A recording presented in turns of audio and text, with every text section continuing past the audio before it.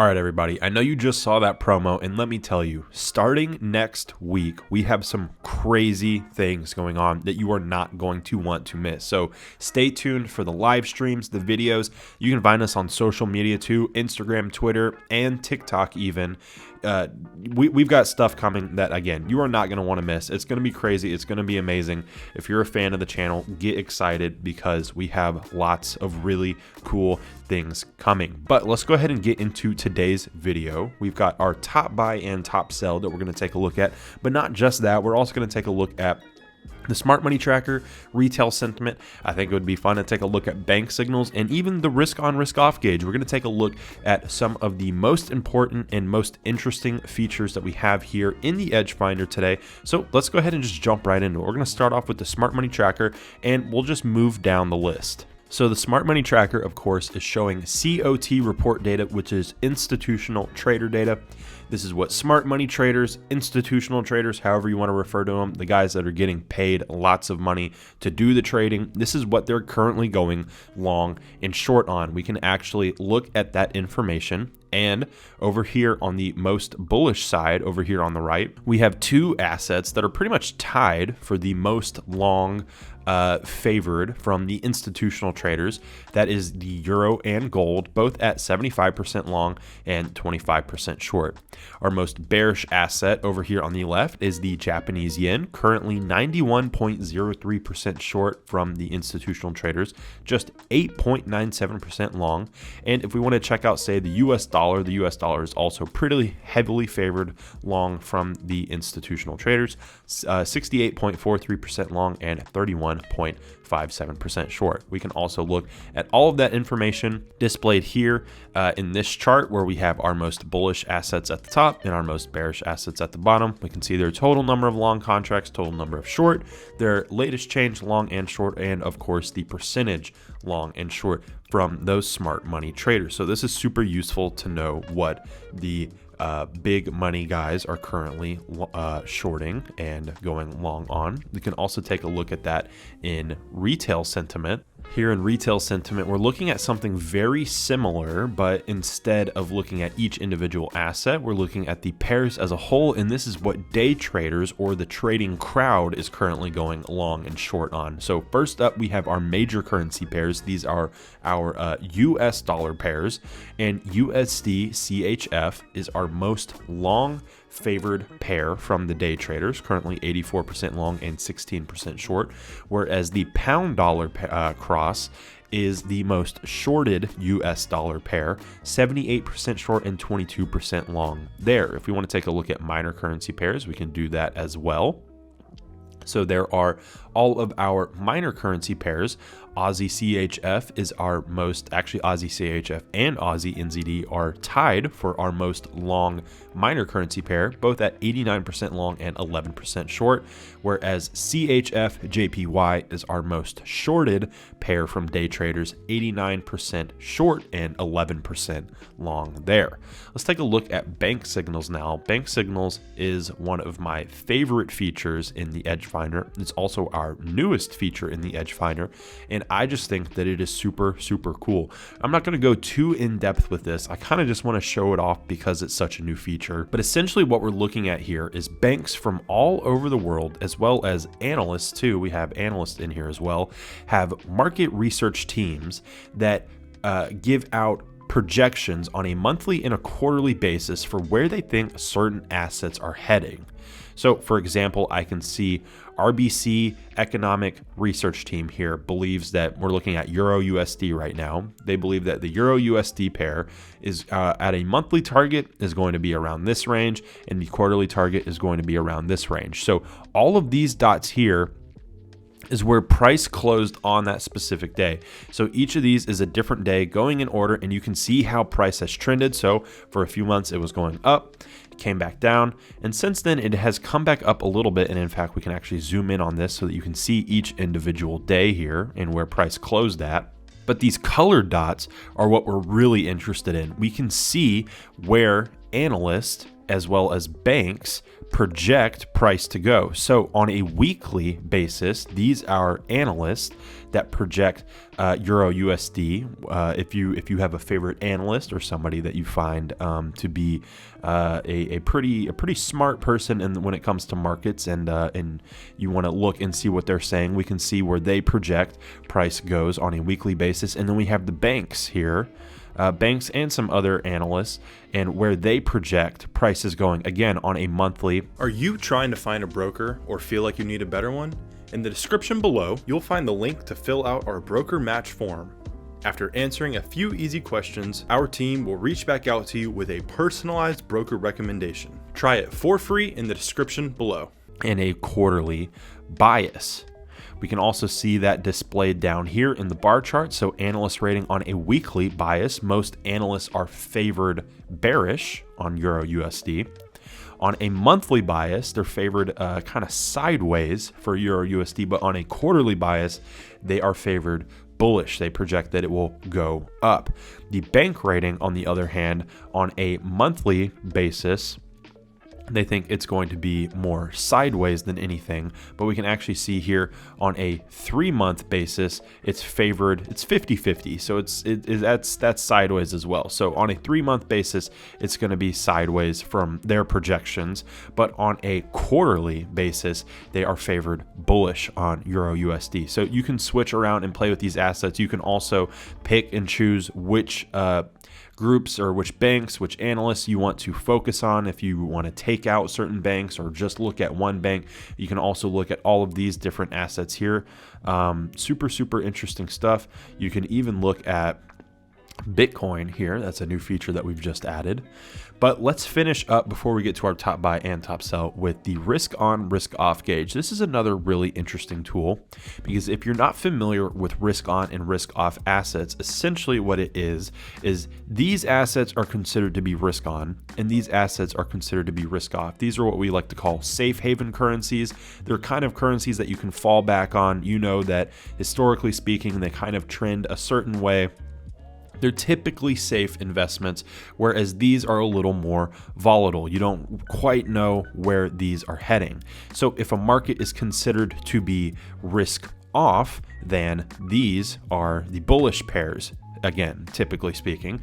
And if a market is risk on, these are the bullish pairs, and vice versa, of course. But we can actually take a look at data coming in on a daily, weekly, and monthly bias for how all of these assets are trending, and if they're trending in a certain direction. You know, if CHF, JPY, and USD, if those three assets are trending a certain way, or some of these assets are trending a certain way, and the market seems to be more in a risk off or risk on direction, then it's really just something to keep an eye out for. So for example, on a daily bias right now, the market is looking just a little bit risk off. So you might want to keep your eye out for CHF, JPY, and USD longs, whereas you might want to look at these assets here on the short side, again, potentially.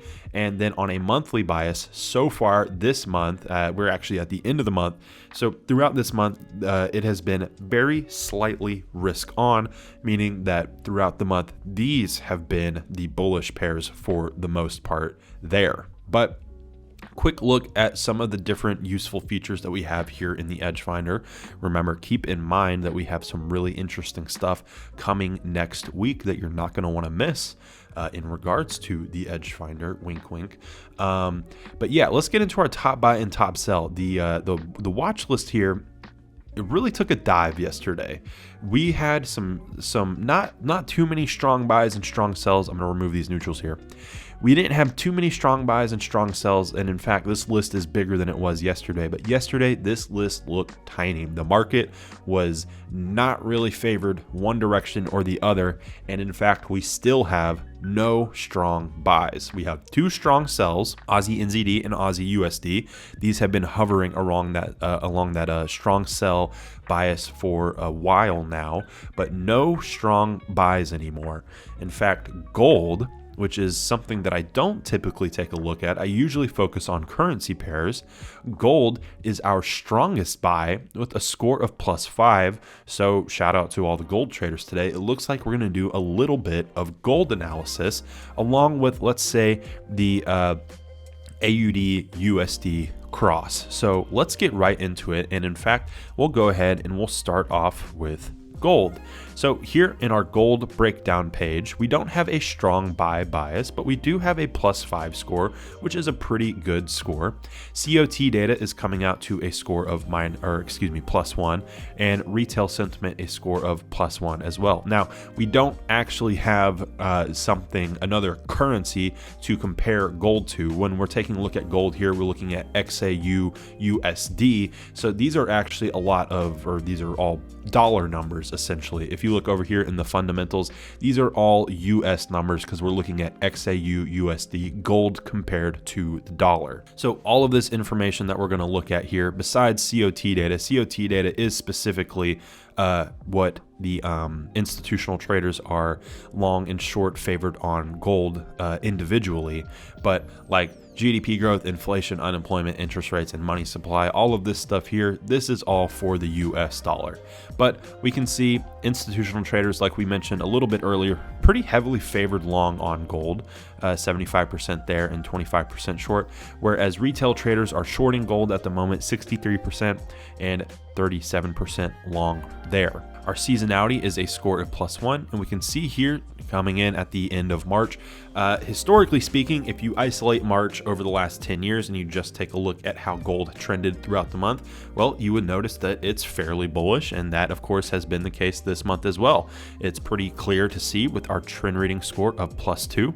We can see that over the past couple of days, it had a nice upward move about 3 days and then came down a little bit and has come back up since those lows since then, and has continued to form some more highs, and we'll see if it can break above this point right here. Price forecast does predict that over the next couple of days, gold will continue to move higher. We can finish up with our fundamentals here. GDP growth and unemployment are both scores of +1. Inflation and interest rates scores of -1.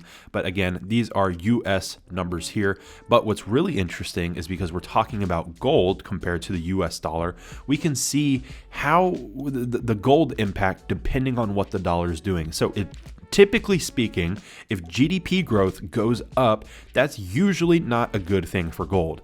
Same with interest rates. If interest rates are going up, that is usually not a good thing for gold. Things like unemployment and inflation, when the dollar is looking a little bit weaker, that is a good thing for gold. But we can get into those US numbers over here. So US GDP growth currently 2.6%, US inflation 6%, unemployment 3.6%, and interest rates 5%. And there is the money supply right there as well. So quick breakdown on gold. Has been a buy for a couple days now and looks to continue to be a buy moving into next month. The other pair that we said we were going to take a look at was Aussie USD, the Australian dollar, crossed against the US dollar, with our strong sell bias score of -6. COT data is a score of -2, and retail sentiment is actually neutral, and we'll get into why here in just a second. So COT data, or institutional trader data, of course, 68.43% long, favored long on the dollar here, favored short on the Australian dollar, 65.92% short there. Retail sentiment is 58% long and 42% short. So you might be asking yourself, why is it a neutral score? Well, we don't consider something to be favored one way or the other until it is clear and obvious. And what we consider to be clear and obvious is when it crosses a 60% threshold. So you can see favored long here, 68%, favored short here, 65%. That's giving us a strong -2 score because they're clearly favored on the dollar, clearly favored short on the Australian dollar. Retail sentiment, on the other hand, because we haven't quite crossed over 60% here, and it's still close enough to 50-50, even though you could argue that there is technically a slight bias on the long side from the day traders, we still consider it to be neutral. That's why it's getting a 0 score there. Seasonality is a score of -1, and again, closing out the month of March, historically speaking, if we take a look at how it's trended over the last 10 years in the month of March, well, it trends just a little bit bearishly, and that has been the same same this year as well. Trend reading is a score of -1, not a -2 score because it hasn't been trending down quite as hard as it has been, but we can see last week certainly just continued to move down, and then so far this week it's popped back up a little bit, but since March 29th it has come back down since that high, and price forecast does project that it will continue to move downwards. Now let's finish up with our fundamentals one more time. GDP growth, inflation, and interest rates, all scores of -1. Unemployment, a score of +1. We can get into those numbers right over here. I'm going to skip over the US numbers because we just took a look at all of these same numbers when we were talking about gold, but we can see Australian GDP growth 0.5%, inflation 7.8%, unemployment 3.6%, and interest rates 3.5%, and interest rates 3.6% there. So quick breakdown of both gold and the AUD USD pair, which both look like a pretty good buy and a pretty good sell at the moment. We took a look at a lot of other information here. I hope you guys enjoyed this kind of tour around the Edge Finder. We looked at a lot of different useful information because this is a very useful tool. And again, I'm going to say one more time, keep your eyes out for what we have going on next week because I promise you are not going to want to miss it. Don't forget to check out the links in the description if you want our broker recommendation, access to our free Discord, free Edge Finder, or want to chat with us on Telegram. Remember, you can watch us live in the markets every morning starting at 9:30 a.m. Eastern Time, and we have lots more free trading tools and content available on our website, a1trading.com. Thanks for watching.